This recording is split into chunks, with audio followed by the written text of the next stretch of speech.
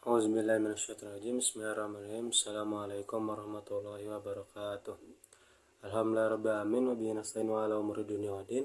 Wassalatu wassalamu ala sayyidina Muhammadin khatamil anbiya wal mursalin wa ala alihi washabihi ajmain, amma ba'du. Puji syukur saya aturkan kepada hadirat Allah Subhanahu wa taala yang mana telah memberikan saya khususnya dan kepada kita semua ilmu, harta dan juga iman dan juga keberkahan sehingga saya dimampukan oleh Allah Subhanahu wa taala untuk menyelesaikan tugas mandiri ini. Dan juga tidak lupa saya haturkan rasa terima kasih saya sebesar-besarnya kepada Bapak dosen terutama yaitu Bapak Firman yang mana telah memberikan saya kepercayaan untuk menyelesaikan tugas mandiri ini, dan juga kepada teman-teman saya dan juga para penonton sekalian. Baik, selanjutnya saya akan membahas tugas saya dari Bapak dosen Bapak Firman, yaitu mengenai bagian saya di chapter 7 dari buku UK Canda Sasmita, yang dimana chapter 7 tersebut membahaskan tentang melacak jejak arkeologis Banten, dimana dalam materi tersebut terdapat 2 poin, yaitu poin pertama tentang arkeologis dan yang poin kedua di mana dalam buku tersebut menjelaskan tentang Banten, khususnya dari sejarah Banten menurut artefak-artefak dan peninggalan arkeologis. Baik, sebelumnya sebelum melanjutkan kepada penjelasan selanjutnya, izinkan saya untuk menjelaskan terlebih dahulu apa itu metodologi apa yang dijelaskan dalam chapter 7, yaitu ada 2, yaitu bertemakan tentang arkeologis dan juga metodologi sejarah, dimana sebagian besar dari dari chapter 7 membahas tentang arkeologis khususnya di Banten. Sebelum itu, apa itu arkeologis? Arkeologis adalah ilmu tentang ilmu cabang ilmu sejarah yang mempelajari hal-hal atau suatu objek sejarah di masa lampau melalui suatu peninggalan atau dinamakan artefak. Dari arkeologis sendiri itu banyak cabang-cabangnya. Salah satunya adalah historical arkeologis, dan dimana dari bab yang atau chapter yang saya bahas membahas tentang Islamic arkeologis, yaitu arkeologi Kesultanan Banten. Selanjutnya, setelah kita mengetahui tentang pengertian dari arkeologis itu sendiri, perlu kita ketahui dalam Undang-Undang nomor 5 bab 6 pasal 19 ayat 1 menjelaskan 2 poin, yaitu poin pertama mengenai aturan suatu peninggalan ataupun suatu artefak ataupun suatu manuskrip kuno, yang dimana bisa disebut suatu peninggalan atau suatu arkeologi kuno itu setelah mencapai 50 tahun dan dibuat oleh tangan manusia sendiri, bukan tangan dari mesin ataupun tangan-tangan yang bukan dari pekerjaan manusia, seperti pahatan kayu atau pahatan batu ataupun ukiran tulisan, baik itu dalam batu ataupun dalam buku, ataupun bangunan-bangunan kuno lain seperti makam ataupun masjid ataupun lain-lain. Selanjutnya, poin kedua adalah harus bertemakan atau memiliki nilai sejarah dalam peninggalan kuno tersebut. Maka setelah mengetahui poin-poin dan juga pengertian, ada pula tujuan utama mempelajari arkeologi tersebut, yaitu untuk merekonstruksikan atau mempelajari hal-hal yang berkaitan dengan peninggalan di masa lampau untuk dipelajarinya di masa kini. Adapun tujuan lainnya seperti kepentingan agama, yang dimana contohnya kita meneliti manuskrip-manuskrip kuno tentang kitab-kitab fikih kuno ataupun lain-lainnya, ataupun sejarah Islam yang bertemakan agama. Lalu ataupun sosial, di mana contohnya arkeologi dari peninggalan pasar kuno di pesisir pantai Aceh sebagai peninggalan dari bangsa Cina Muslim yang pernah berdagang di dekat Samudra Pasai, salah satunya itu. Ataupun pariwisata, di mana kebanyakan di zaman sekarang arkeologi ataupun peninggalan yang ditemukan disimpan di museum dan dijadikan suatu objek pariwisata ataupun pendidikan ataupun kebudayaan dan lain-lainnya.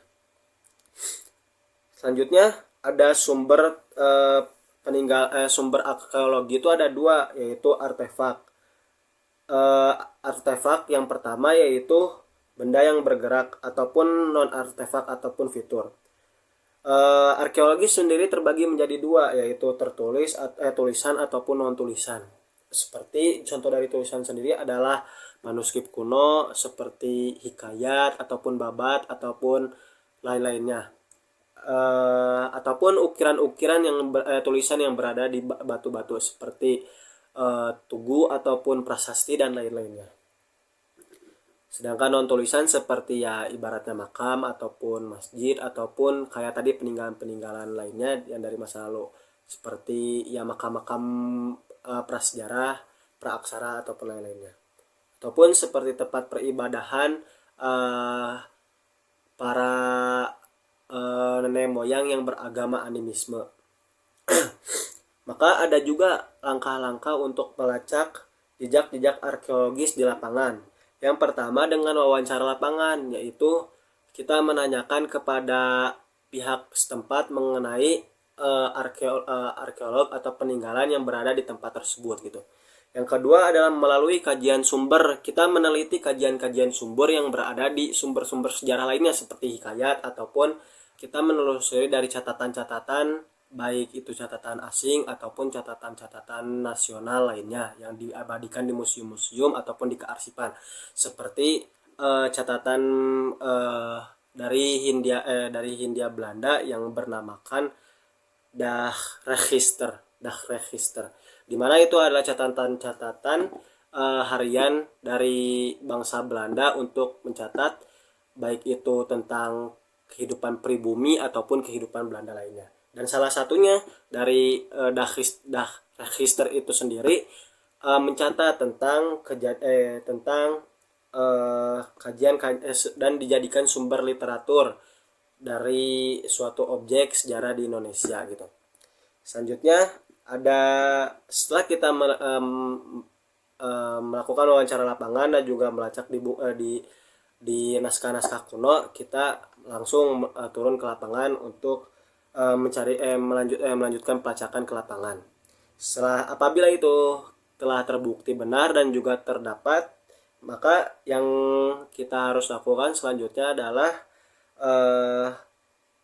yaitu inventarisasi dan juga dokumentasi tentang keberadaan dan kondisinya. Setelah diadakannya inventarisasi dan juga dokumentasi, kita adakan ekskavasi dan juga pemugaran dan juga pengamanan artefak tersebut guna mengamankan dan juga melestarikan dan juga memelihara dari peninggalan kuno tersebut.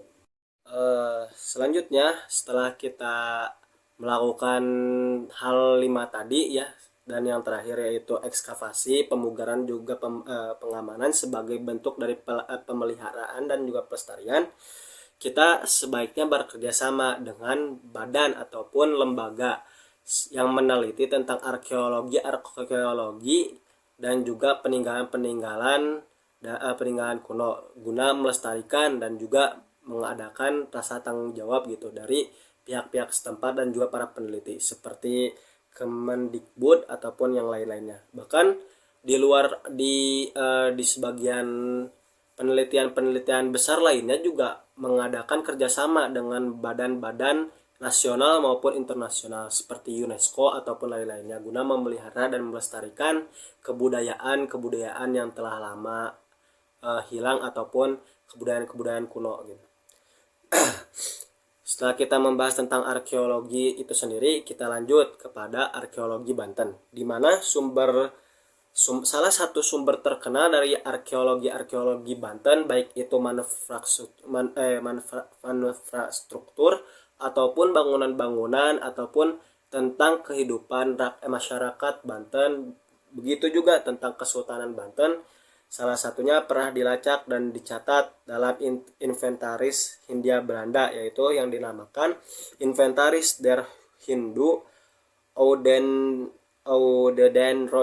yang bertahun 1914, di mana pencatatan tersebut dilakukan oleh Hindia Belanda gitu. Di mana dalam pencatatan tersebut seperti yang tercantum dalam chapter 7 dalam buku tersebut, terdapat zaman prasejarah dan juga zaman Hindu-Buddha, yang dimana posisi Banten tersebut dalam kuasaan kerajaan Tarumanegara, dan juga terdapat bukti-bukti tersebut yang tertulis dalam prasasti-prasasti seperti prasasti Tugu ataupun prasasti-prasasti lainnya yang ditemukan di desa-desa Banten seperti ya desa Pandeglang ataupun lain-lainnya gitu. Selanjutnya setelah masa Hindia Buddha berakhir di masa Tarumanegara, lanjut dijadikannya kerajaan Islam oleh Sultan Hasanuddin. Nah, dari Sultan Maulana Hasanuddin sendiri memiliki keturunan-keturunan yang menjaga nilai-nilai agama Islam dan kesultanan dari wilayah Banten tersebut, seperti Sultan Maulana Hasanuddin, Sultan Maulana Yusuf, Sultan Maulana Muhammad, Sultan Muhammad Qasim, ataupun yang terkenal seperti Sultan Ageng Tirtayasa, Sultan Haji, dan juga Sultan Abdul Nasar, Sultan Zainal Abidin, dan juga Sultan Pangeran Wiragil. Dan juga yang terakhir adalah Sultan Muhammad, yang dimana pasca di zamannya Sultan Muhammad tersebut pengaruh Banten mulai berkurang karena VOC dan juga Hindia Belanda semakin kuat. Nah, seperti yang dijelaskan dalam buku tersebut, banyak peninggalan-peninggalan arkeologis yang dimana mencatat dari kehidupan bermasyarakat ya, seperti dari kehidupan Hindia Belanda tadi seperti yang telah dijelaskan. Terdapat prasasti-prasasti ya, seperti prasasti Tugu ataupun prasasti Kebon Kopi, prasasti Jambu, prasasti Pasir Awi, yang dimana dari prasasti-prasasti tersebut mencatat tentang kerajaan Tarumanegara di Jawa Barat dan juga di Banten. Selanjutnya juga di zaman selanjutnya yaitu kerajaan Islam, yaitu Kesultanan Banten, banyak tertulis sumber-sumber yang menceritakan tentang kehidupan di masa tersebut, seperti di Hikayat ataupun Hikayat Hasanuddin ataupun babat-babat lainnya seperti Sajarah Banten ataupun kitab-kitab lainnya. Dan juga di pihak lain, yaitu di bangsa-bangsa asing juga mencatat, seperti bangsa Cina yang melakukan perjalanan perdagangan ke Banten juga mencatat gitu. Ataupun yang kita tadi telah bahas, seperti Hindia Belanda yang mencatat kehidupan dari Kesultanan Banten sendiri yang dicatat di Register. Cukup sekian yang bisa saya sampaikan. Mohon maaf apabila banyak kesalahan dalam menyampaikan ataupun dalam berbicara. Kurang lebihnya mohon maaf dari saya. Wassalamualaikum warahmatullahi wabarakatuh.